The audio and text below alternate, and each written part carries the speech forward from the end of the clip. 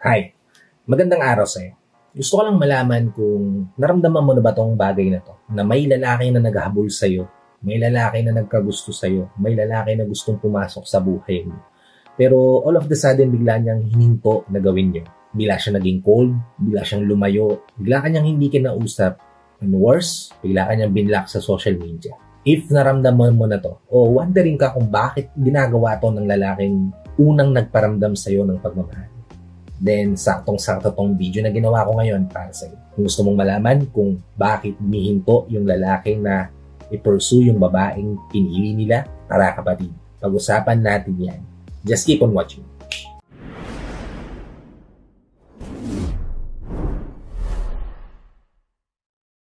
Hi, I'm Gary Opimo at gumagawa ako ng mga videos na katulad nito para matulungan ka na maging best version ng sarili mo at may bigay mo yung best self mo syempre sa taong mahal. Kaya kung bago ka pa lang dito sa channel ko, please consider liking this video.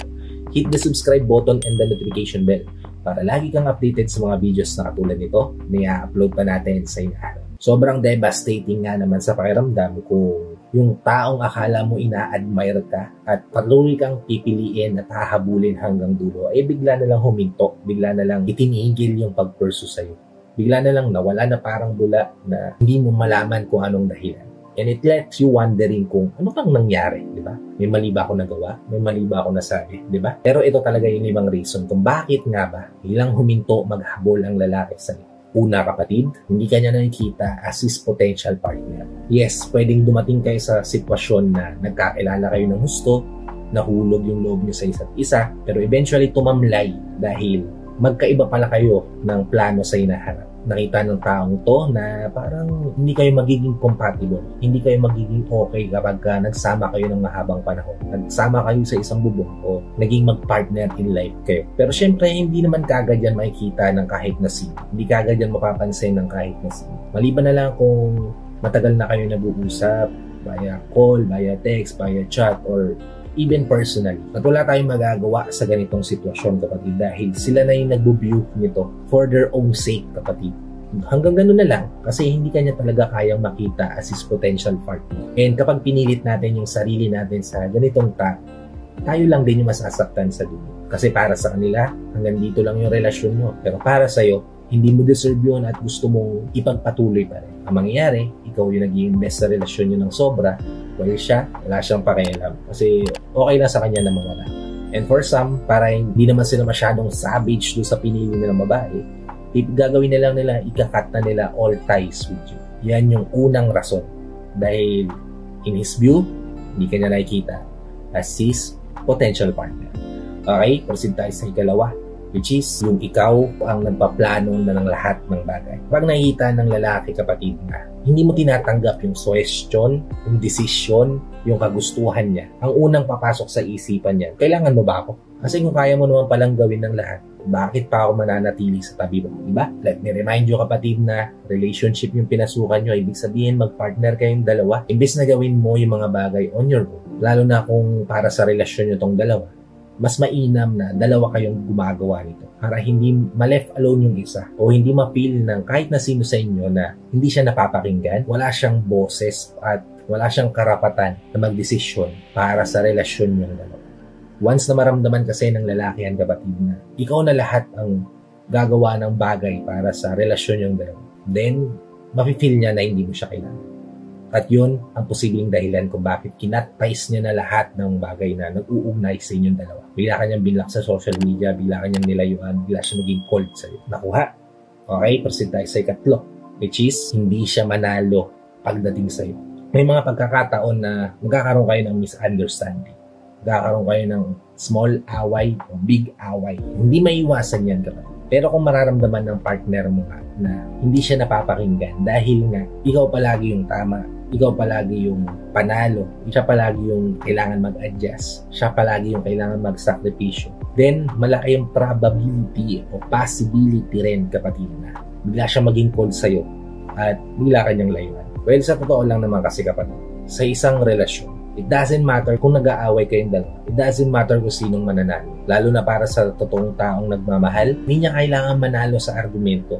Kailangan niya lang may express yung totoo niyang nararamdaman. Pero kung pati tong pag-i-express ng taong to, ng totoo niyang nararamdaman ay napipigilan dahil nga hindi mo siya hinahayaan. Hindi mo siya hinahayaan magkaroon ng buhay para magsalita ng malaya sa relasyon yung dalawa.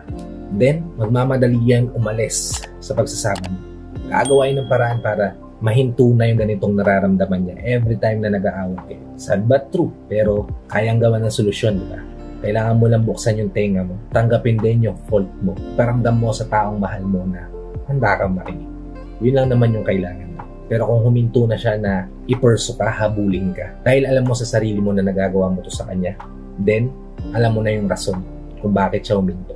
Yung minadaling relasyon. Usually kapatid, yung mga bagay na dumadaan sa proseso, yun yung nagtatagal. Tama ba ako? Kasi nga naman, yung mga bagay na minadali natin, hindi natin na-appreciate ng sobra. Diba? So what if pati yung relasyon natin, yung minadali natin? Insta relationship, kumbaga. Tingin mo, madali ba itong magbibuild ng foundation para sa longer lasting na relasyon? Hindi, di ba? Kasi wala na kayong oras na makilala pa yung isa't isa. Pumasok na agad kayo sa isang relasyon. Ang ending, kahit ayaw mo ng pagkatao niya, ayaw mo ng attitude niya, wala ka nang magawa, hindi manatili na lang. Pero for men, kapag dumaan sila sa ganitong senaryo, ganitong sitwasyon, ang unang gagawin niyan, kapag pumasok siya sa insta relationship at mas nakilala ka niya, na hindi pala okay yung ganitong pictures, may mga bagay pala siyang hindi nagustuhan sa'yo, ang pinakagagawin niyan is cut ties na agad. Kaya nga, napakadaling mabuwag ng instant relationship.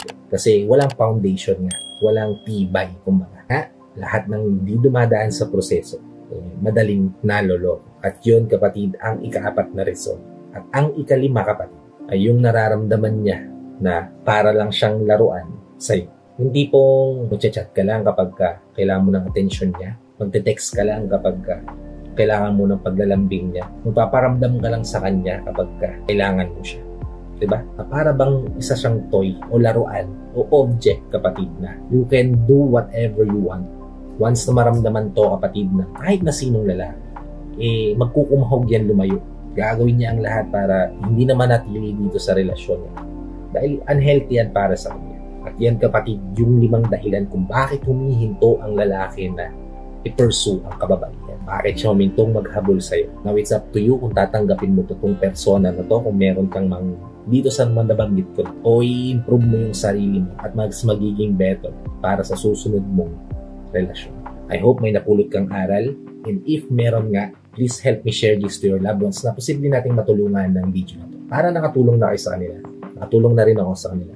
Sa lahat ng OFW viewers natin at sa mga viewers natin dito sa Pilipinas na walang sawang nanonood, sumusuporta at palagi nakatune in sa bawat video na ina-upload ko.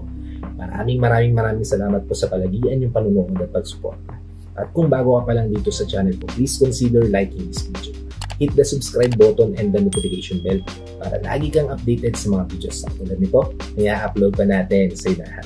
So, yun na mga kapatid. Maraming salamat ulit sa panonood. And I hope to see you all on my next video. Ingat ka din palagi, kapatid. May God bless you.